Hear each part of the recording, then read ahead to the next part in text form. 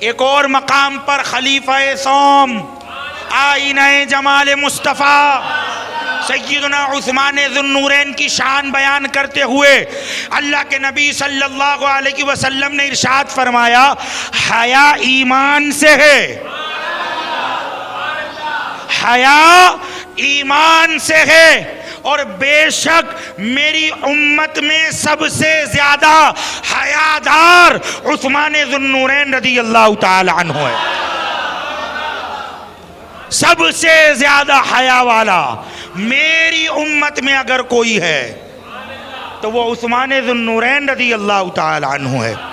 एक और मकाम पर अल्लाह के नबी सल्लल्लाहु ताला अलैहि वसल्लम ने इरशाद फरमाया, क़यामत का दिन होगा, अल्लाह जलाल में होगा, अपने अपने पसीनों में सारे बंदे डूब रहे होंगे और जहन्नम के फैसले सुनाए जाते होंगे। वहीं पर 70,000 ऐसे होंगे जिन पर गुनाहों की वजह से जहन्नम वाजिब हो चुका था,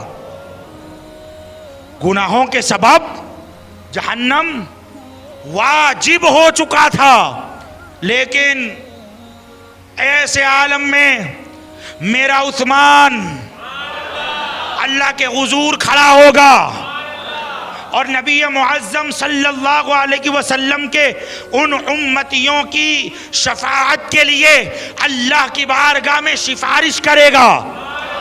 आका करीम सल्लल्लाहु अलैहि वसल्लम ने फरमाया, जब हजरत उस्मान गनी सिफारिश करेंगे ना, अल्लाह ताला उनकी शफाअत 70,000 के हक में कबूल फरमाएगा और हजरत उस्मान गनी की शफाअत से उम्मत मुस्तफ़ा के 70,000 लोगों को अल्लाह ताला बगैर हिसाब व किताब के जन्नत में दाखिला अता फरमाएगा। नबी पाक सरताज अंबिया सल्लल्लाहु अलैहि वसल्लम ने इरशाद फरमाया, आप फरमाते हैं हर नबी का जन्नत में कोई ना कोई रफीक होगा, कंजूसी नहीं, सहाबा किराम की अजमत व शान बयान हो रही है, मोहब्बत से बोलो। फरमाया हर नबी का रफीक जन्नत में कोई ना कोई होगा और जन्नत में मेरा रफीक जो होगा ना, रफीक कहते हैं साथी को, रफीक कहते हैं साथी को। हर नबी के साथ कोई ना कोई होगा, लेकिन जन्नत में मेरा जो साथी होगा ना, उसका नाम उस्मान ज़ुन्नूरैन रज़ियल्लाहु ताला अन्हु है।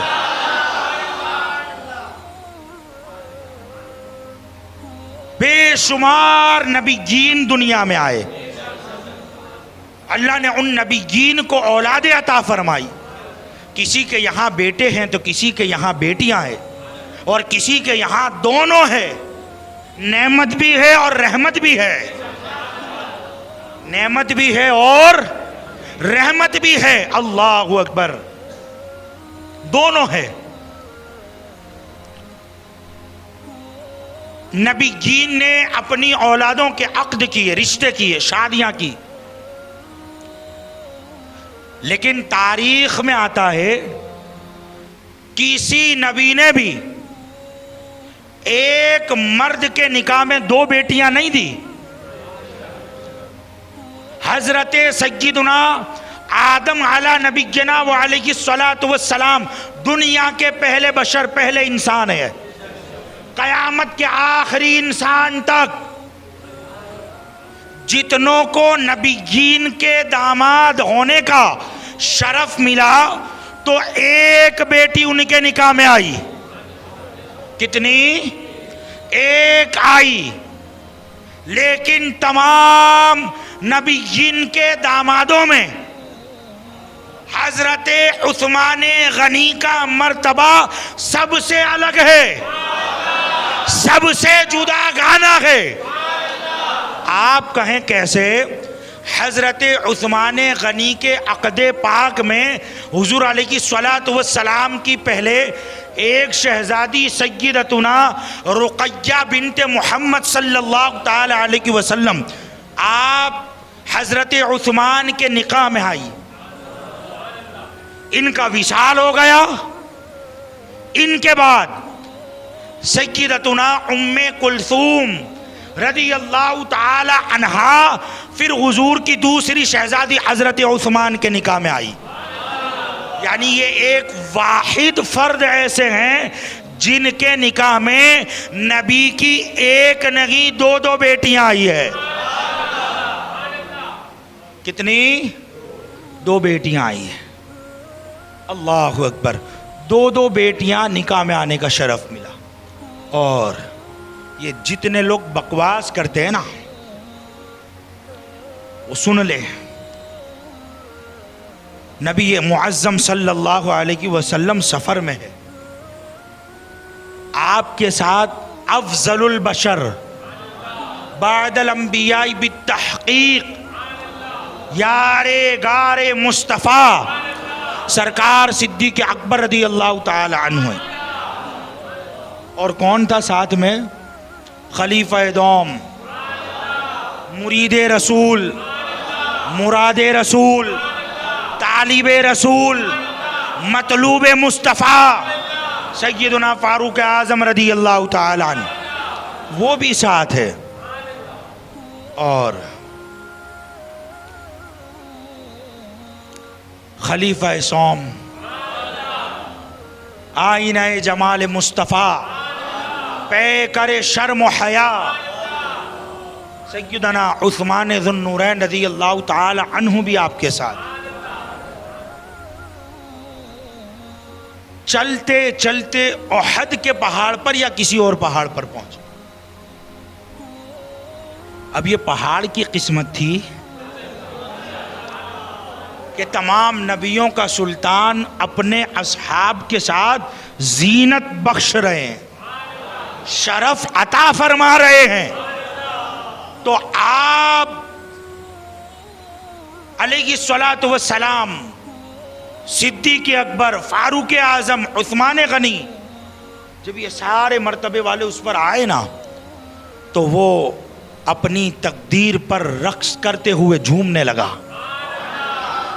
पहाड़ को वजद आया, पहाड़ को वजद आया। नबी पाक सल्लल्लाहु अलैहि वसल्लम ने एक ठोकर लगाई और फरमाया ठहर जा, तुझ पर एक नबी, एक सिद्दीक और दो शहीद सवार है। इतनी ठंडी। अब ये जो जितने बकवास करते हैं ना, नहीं वो सब कुछ उस्मान गनी ने नबी पाक सल्लल्लाहु अलैहि वसल्लम के चले जाने के बाद किया, तो मेरा नबी तो गैब जानने वाला नबी है। तुम किस नबी पर ईमान लाए हो? नबी पाक की नूरानी बसीरत देख रही है, उस्मान शहीद है।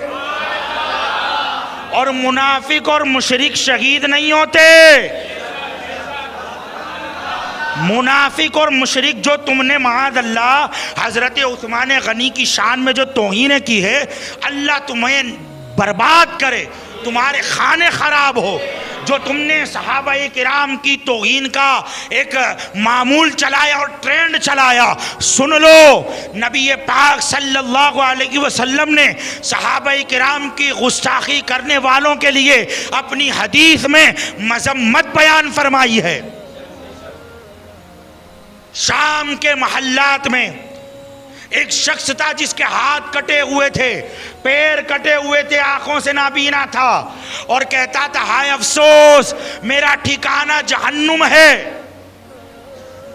तो उस वक्त के एक बहुत बड़े बुजुर्ग ने उसको देखा। जब उसके पास गए तो क्या देखते हैं, उसके हाथ भी नहीं है, पैर भी नहीं है और आंखों से माजूर है और वो अपने हाल पर अफसोस कर रहा था कि मेरा ठिकाना जहन्नम है। तो उन बुजुर्ग ने पूछा भाई क्या बात है, क्यों इस तरह कहता है? तो वो कहता मैं वो बदनसीब हूँ जो हज़रत उस्मान गनी रदी अल्लाह ताला अन्हु को शहीद करने की नीयत से उनके घर में दाखिल हुए थे। उनमें मैं भी शरीक था और मैंने सैयदना उस्मान गनी की ज़ौजा के चेहरे पर अपने हाथों से माअज़ल्लाह थप्पड़ लगाए।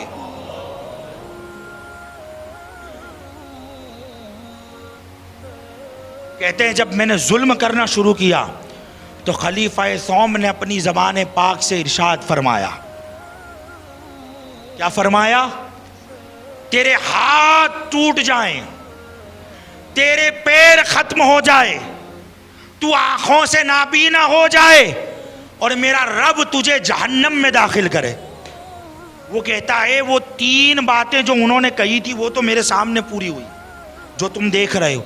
अब मरने के बाद मुझे जहन्नम में जाना है, बस आखिरी पेशन गोई बाकी है। तो जो लोग सैयदना उस्मान गनी की शान में बकवासें करते हैं वो सोच ले उनका ठिकाना क्या है।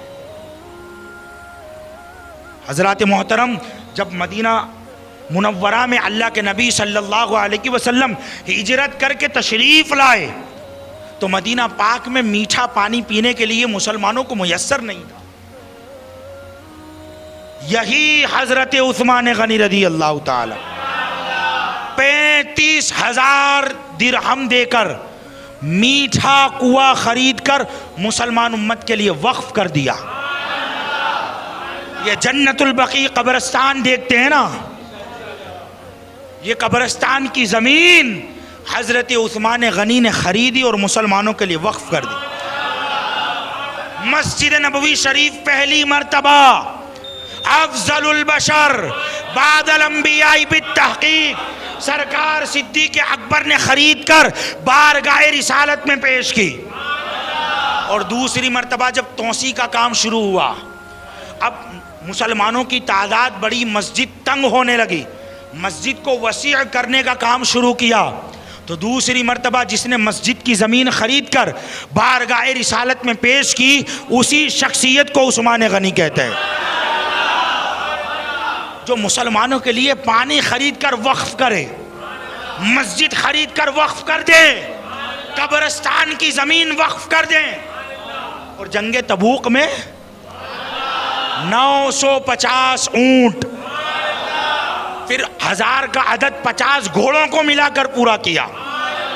1000 दीनार, दीनार कहते हैं सोने के सिक्के को। किसे कहते हैं? सोने के सिक्के को।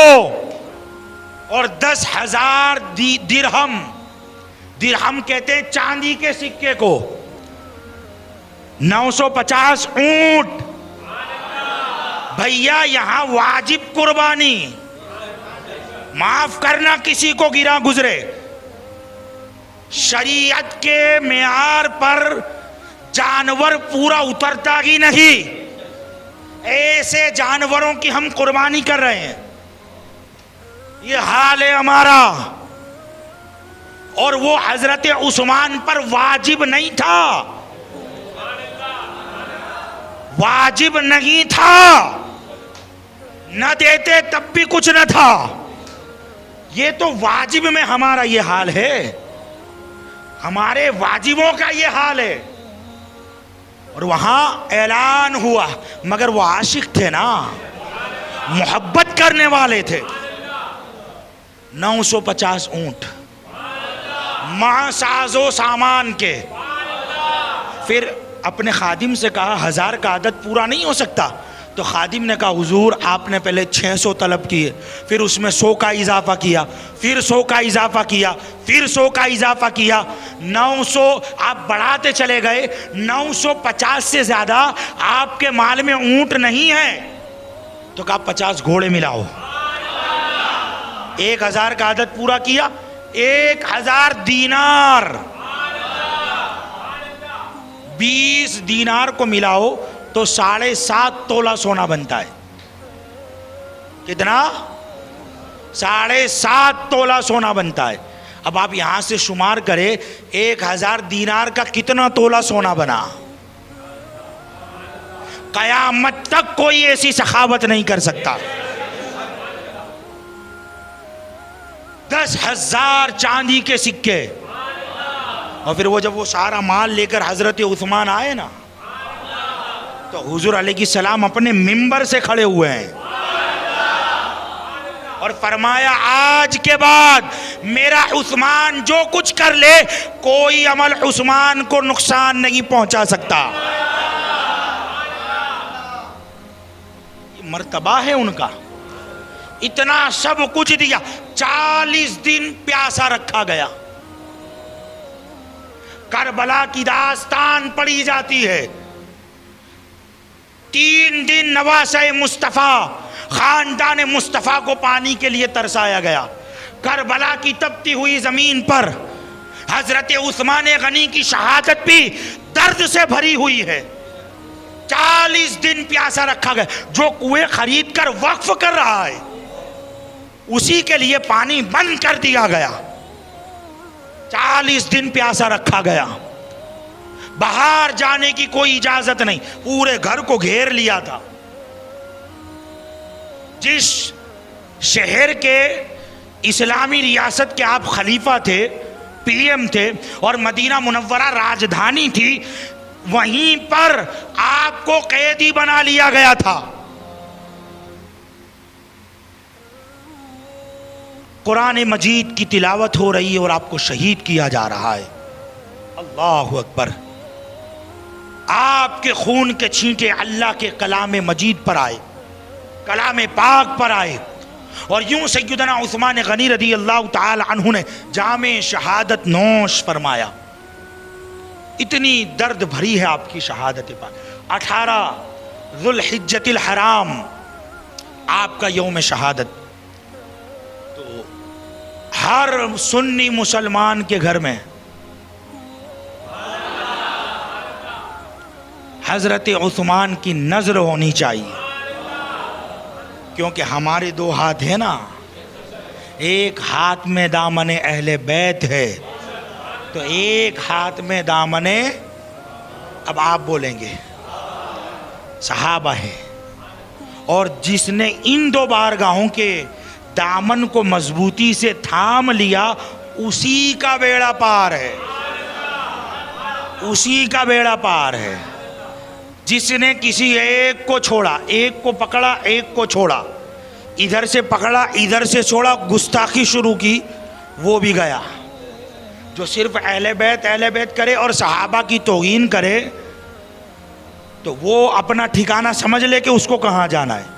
और जो सिर्फ सहाबा करे और अहले बैत की तौहीन करे, तो वो भी अपना ठिकाना जान ले कि वो कहाँ जाने वाला है। तो जिसने दोनों का दामन पकड़ा, वही कामयाब है, वही कामयाब है। अल्लाह हमें उन्हीं में रखे, हमारी नस्लों को उन्हीं में रखे। हज़रत उस्मान गनी की सखावत का सदका अल्लाह हमें नसीब फरमाए, हमारी नस्लों को नसीब फरमाए, आपकी बारगाह की खैरात अता फरमाए, आपके दर के टुकड़े नसीब फरमाए, आपकी सखावतों का सदका नसीब फरमाए।